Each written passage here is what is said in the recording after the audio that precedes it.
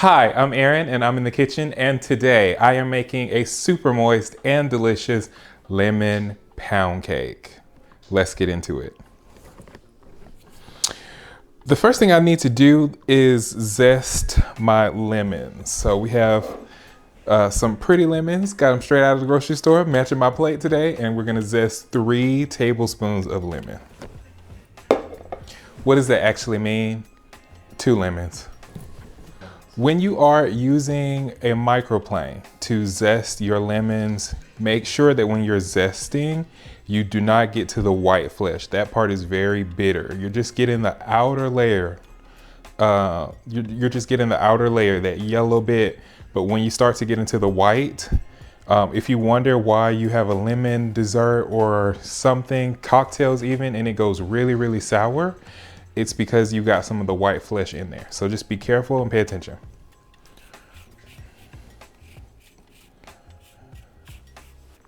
I actually grew up having lemon pound cakes all the time. My mom is, I wouldn't say my mom is a super cook, but one of her specialty things, dessert-wise, was a lemon pound cake, and she still makes this lemon pound cake. This is not her recipe. This is my twist, my take on it.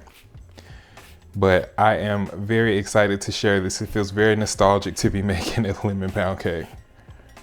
I don't know if this is a pro tip or not, but I'm using my microplane this way as opposed to the other way because it just collects everything on top. And then when I get ready to turn it over, I can just turn it over. All right. Oh, it smells so good.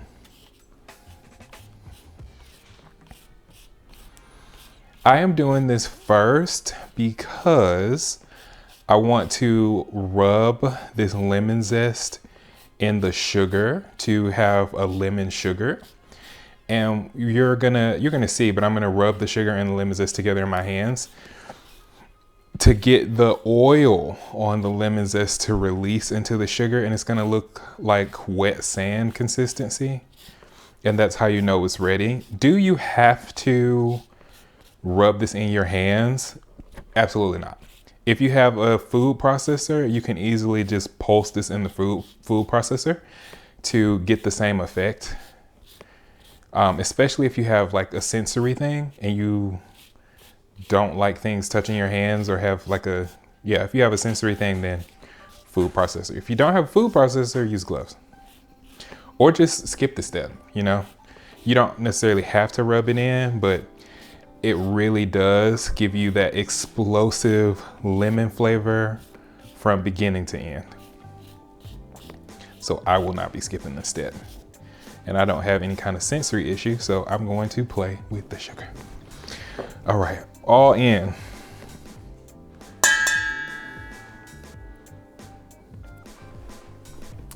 I would suggest for this recipe to use the freshest lemons possible. I bought these lemons today, and the aroma of the lemons is really something magical.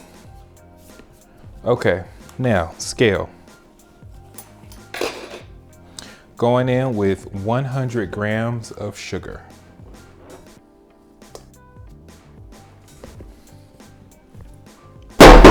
Next, we're going in with 150 grams of brown sugar. If you just wanted to do sugar, for example, you wanted to do 250 grams of sugar and you rub the lemon zest with the sugar, great. You'll have a lemony, sweet, tart flavor to your lemon. I am adding brown sugar in mine because I like that caramely lemon flavor. I think that's a great combination, which is why I'm adding brown sugar, and I'm going in with 150 grams of brown sugar. Okay, I'm gonna remove my scale really quickly here just so I can mix. And I'm just squeezing together this in my hands, and you can see as it is transforming into a sandy texture. You'll be able to see even more of a difference if you just use sugar and not brown sugar. But if you are following my recipe to the letter, you can see Brown sugar has a little bit of moisture in it, but you'll know when you get to this sandy texture like this, and you're able to do like that, fantastic. This is exactly what we're looking for. Oh, and it smells amazing.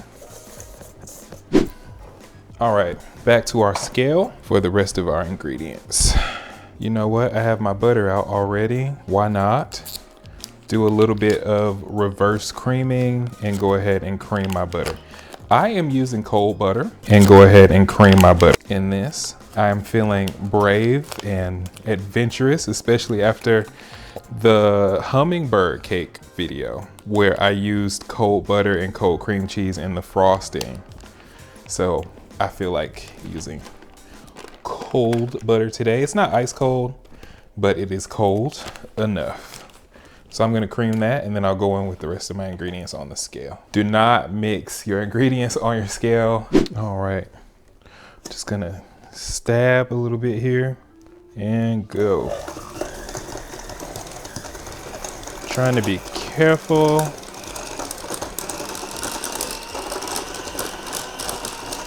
Because I don't want my sugar to fly everywhere. All right. I have a little bit of a sugar mess here, so I'm gonna clean that up. Trying to be careful. Next ingredient. We have 240 grams of all-purpose flour. We all know that the pound cake, the original pound cake recipe is a pound of butter, pound of sugar, pound of flour, all of these things. I have never made a pound cake like that. I am really curious about it. So if anyone is interested in watching that, please let me know in the comments and I'll make it for you guys and tell you how it tastes. But I don't imagine that that tastes very good. Pound cake. I just went in with a teaspoon of salt here. Now I'm gonna go in with baking powder. I'm using 7 grams of baking powder.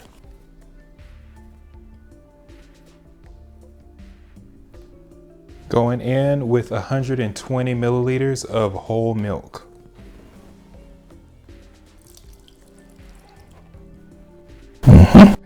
For the salt, by the way, I always use sea salt in my recipes if you're curious. And the last ingredient before we mix, I'm using 4 eggs today.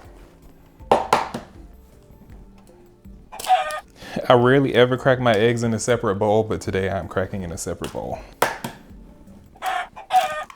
Crunchy pound cake. All right, everything's going into my bowl here.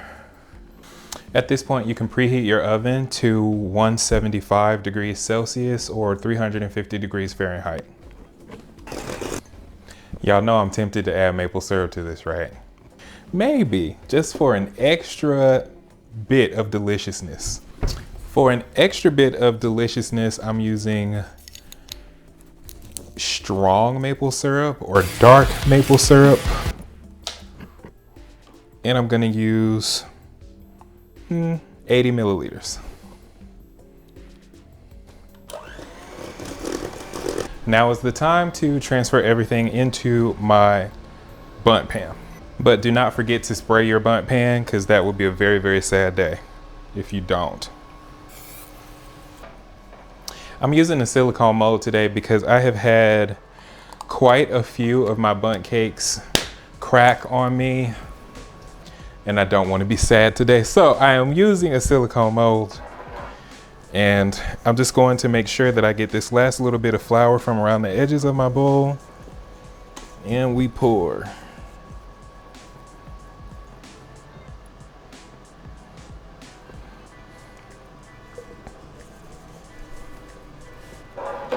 Just gonna tap this here to get it to spread out well for me. This recipe can also be baked in a loaf pan. If you don't have a bundt pan, you can bake this in a loaf pan, no problem. All right, going into the oven now.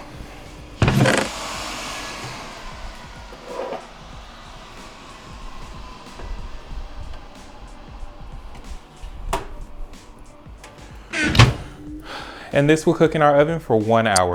Now that we have our gorgeous stunning lemon pound cake out of the oven. I hope you didn't think we were done, because now we're about to frost this bad boy. Oof. I'm sure you could eat this just like it is right now. But are we gonna do that? No. This is just an extra delicious step. But we are going to make a quick frosting for some extra lemony deliciousness. 120 grams of powdered sugar.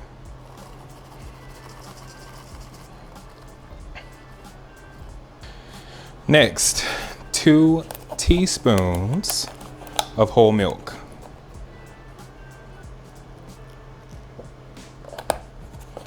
Yes, just that little bit. And then 1 tablespoon of lemon juice. But if you do more, I won't tell.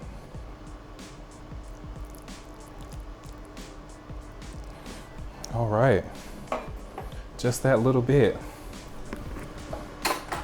Let's mix and see where we are. Beautiful, not enough. It's creating a great thick frosting. All right, going in again.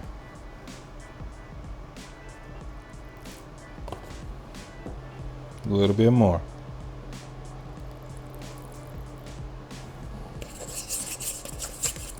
Yeah, that's it. That's our right ratio right there. I'm mixing with a fork. Of course you can do a whisk. Just grab what's closest. Let's just give it a little taste here.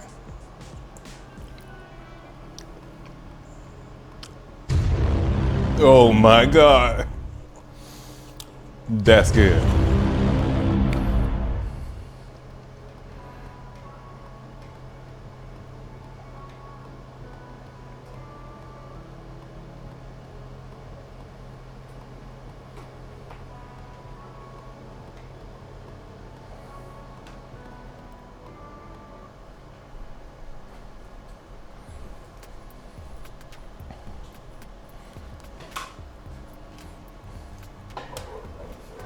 Wow.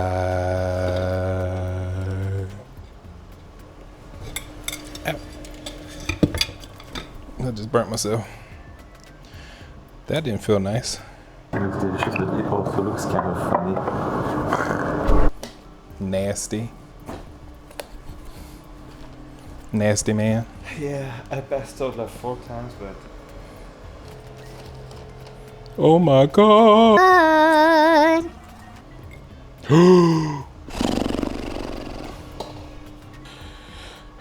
Y'all, this is so moist. Like, I'm gonna hold this up to the camera. I hope you can see that. That is so moist. Abracadabra. I'm holding it without touching it. Ooh. With white hands too. With white hands too. Ooh. Now give me that. I want to eat it. It is so pretty. It is so shiny. It is gorgeous. It is, wow. We just have to be best friends. Okay. Having a little piece here. Y'all, that's so good. That's so, so good. This tastes like if your favorite lemonade was a pound cake.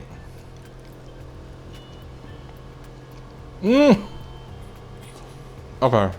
I have to resist the urge and not eat all of this. I hope you enjoyed what you saw. If you did, don't forget to like, comment, and subscribe. And I'll see you all next time. Ciao.